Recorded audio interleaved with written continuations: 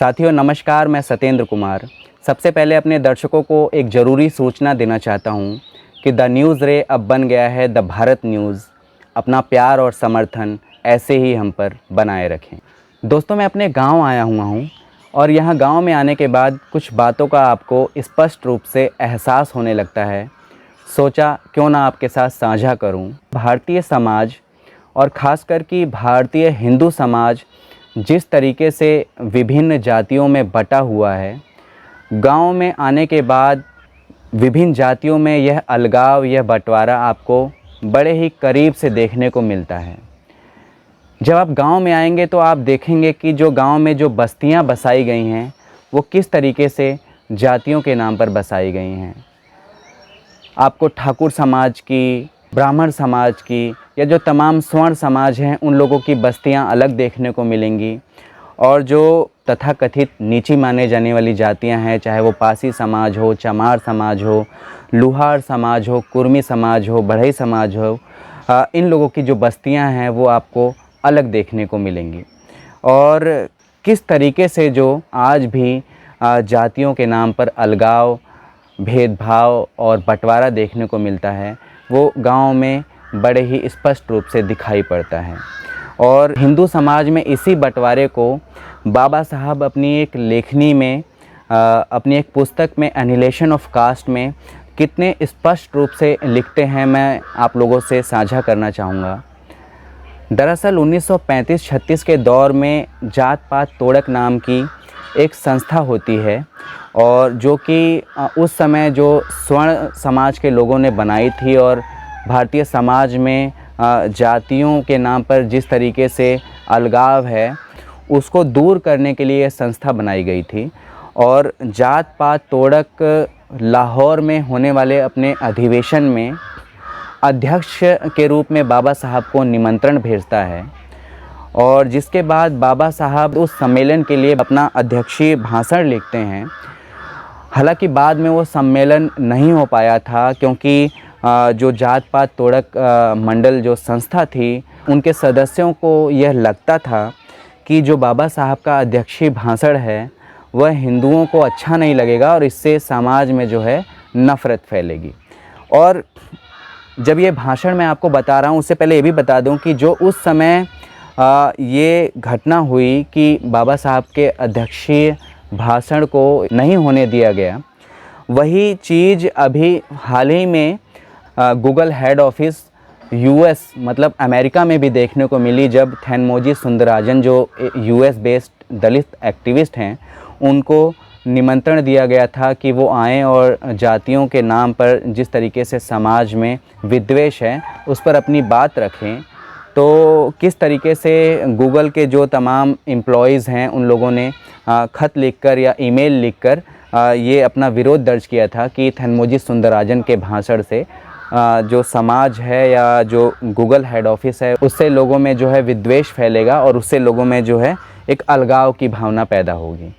तो ये बात कितनी प्रासंगिक है। आज से 85-86 साल पहले भी ये जो जाति प्रथा है, जातीय बंटवारा है, उस पर जो स्वर्ण समाज के लोग कुछ बात नहीं करना चाहते थे, और आज भी वही चीज़ देखने को मिलती है।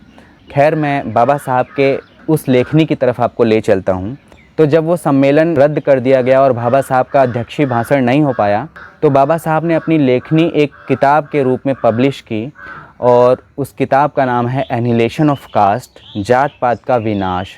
और उसी में बाबा साहब लिखते हैं, और जो मैं आप लोगों से साझा करना चाहता हूँ।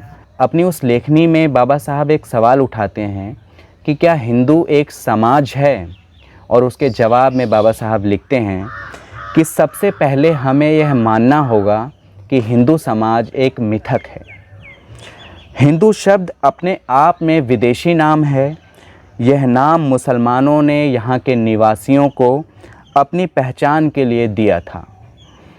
मुस्लिम आक्रमणकारियों के आने से पहले किसी भी संस्कृत ग्रंथ में हिंदू शब्द नहीं मिलता है।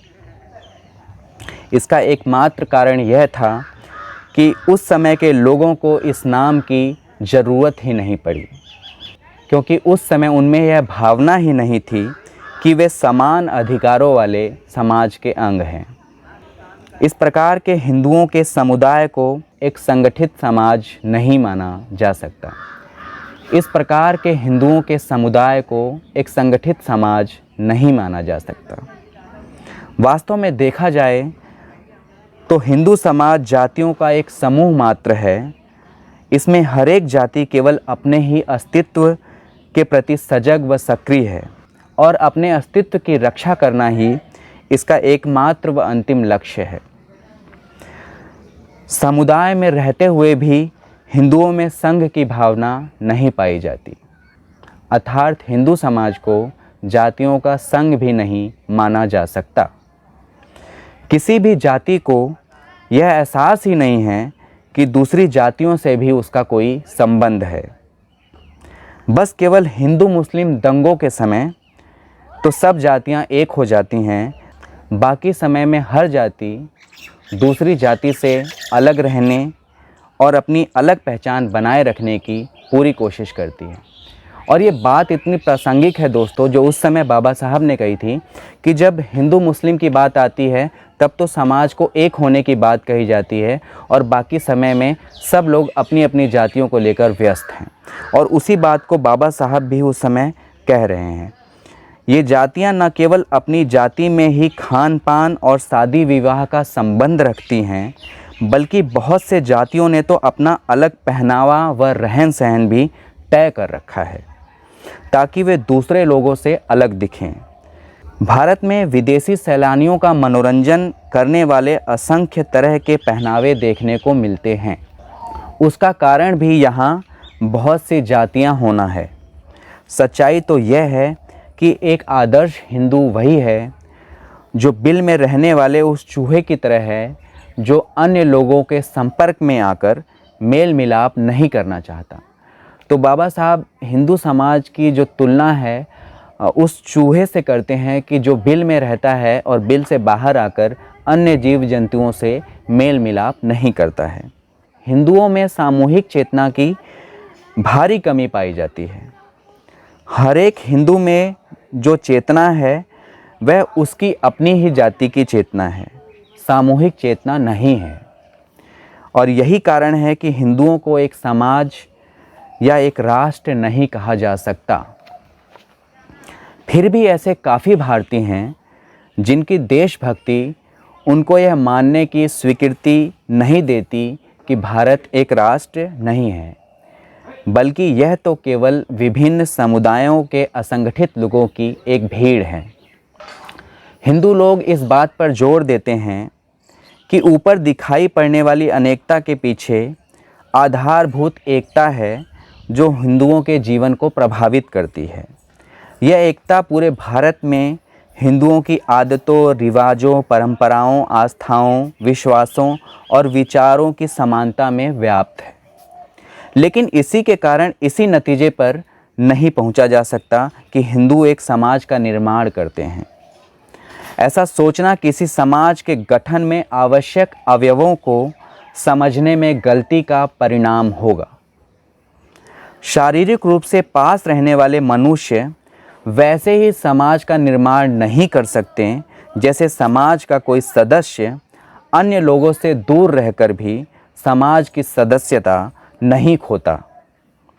इसी प्रकार एक समान आदतों, परंपराओं, आस्थाओं और विचारों का होना लोगों को एक समाज के रूप में संगठित करने के लिए काफ़ी नहीं है। वस्तुएं केवल भौतिक रूप से ईंटों की तरह एक से दूसरे इंसान को दी जा सकती हैं और इसी प्रकार एक समुदाय की आदतें, परंपराएं, विश्वास व विचार दूसरे समुदाय द्वारा अपनाए जा सकते हैं और इस तरह दोनों में समानता का भी आभास हो सकता है। बिखेरने से संस्कृति व सभ्यता का विस्तार होता है और यही कारण है कि विभिन्न आदिवासी कबीलों में परंपराओं, आदतों, आस्थाओं व विचारों में काफ़ी समानता मिलती है, चाहे वो एक दूसरे के पास में नहीं रहते हैं फिर भी। लेकिन इन समानताओं के बाद भी इन आदिवासी कबीलों को एक समाज नहीं कहा जा सकता। इसका कारण यह है कि केवल कुछ समानताएं एक समाज की बनावट के लिए काफ़ी नहीं हैं। लोगों के मिलने से समाज का निर्माण होता है, क्योंकि उनके पास कुछ चीज़ें ऐसी हैं जिन पर उन सब का समान अधिकार है। कुछ चीज़ों पर सबका समान अधिकार होना किसी चीज़ के आम अधिकार क्षेत्र में होने से अलग है, और केवल यही एक मार्ग है जिससे लोग एक दूसरे के साथ कुछ चीज़ों पर बराबर अधिकार पा सकते हैं। यह मार्ग है आपस में एक दूसरे से जुड़कर रहना, सभी का एक दूसरे से संपर्क बने रहना। इस बात को अगर दूसरे ढंग से कहें कि समाज में आपसी संपर्क और संवाद को बनाए रखकर ही अपने अस्तित्व को कायम रखा जा सकता है। ठोस बात यह है कि यदि कुछ लोगों के आचरण दूसरे लोगों के आचरण के समान हैं, तो सिर्फ यही काफ़ी नहीं होगा एक समाज बनाने के लिए। समानांतर व्यवहार चाहे समानता के लिए ही क्यों ना हो, लोगों को एक समाज बांधने में सक्षम नहीं हैं। यह इस तथ्य से साबित होता है कि इंदौर में विभिन्न जातियां कई त्यौहार मनाती हैं, लेकिन समान त्यौहार विभिन्न जातियों द्वारा एक समान रूप से मनाए जाने पर भी वे एक समाज के रूप में नहीं बंध पाते हैं। इसके लिए यह ज़रूरी है कि एक व्यक्ति सामूहिक गतिविधियों में भाग ले और उसमें योगदान करे। इससे दूसरों को भी प्रोत्साहन मिलेगा। किसी व्यक्ति को सामूहिक समारोह में इस तरीके से शामिल किया जाए कि वह समूह की सफलता को अपनी सफलता और उसकी असफलता को अपनी असफलता माने। जाति प्रथा ने समान व सामूहिक समारोह या क्रियाकलापों को रोककर हिंदुओं को एक ऐसा समाज बनने से रोक दिया है जिसका एकता भरा जीवन हो। ये लाइन मैं दोबारा दोहराऊंगा दोस्तों। जाति प्रथा ने समान व सामूहिक समारोह या क्रियाकलापों को रोककर हिंदुओं को एक ऐसा समाज बनने से रोक दिया है जिसमें एकता भरा जीवन हो, जिसका एकता भरा जीवन हो। तो देखिए कि कितने गहन रूप से बाबा साहब हिंदू समाज में जातियों के नाम पर फैली इस गैर बराबरी, इस अलगाव और इस दूरी को बयान किया है, और साथ ही साथ जो है उसका समाधान भी दिया है कि किस तरीके से जो तमाम जो सामाजिक चीज़ें हैं, सामाजिक ताना बाना है, उसमें सम्मिलित होकर उसमें साथ में आकर जो हिंदू समाज है उसकी एकता को बनाया जा सकता है। मुझे सुनने के लिए शुक्रिया दोस्तों। अंत में फिर से अपने दर्शकों को मैं एक बात बता देना चाहता हूं कि द न्यूज़ रे अब बन गया है द भारत न्यूज़। अपना प्यार और विश्वास हम पर बनाए रखें। मैं हूं सतेंद्र कुमार, आप देख रहे हैं द भारत न्यूज़। शुक्रिया।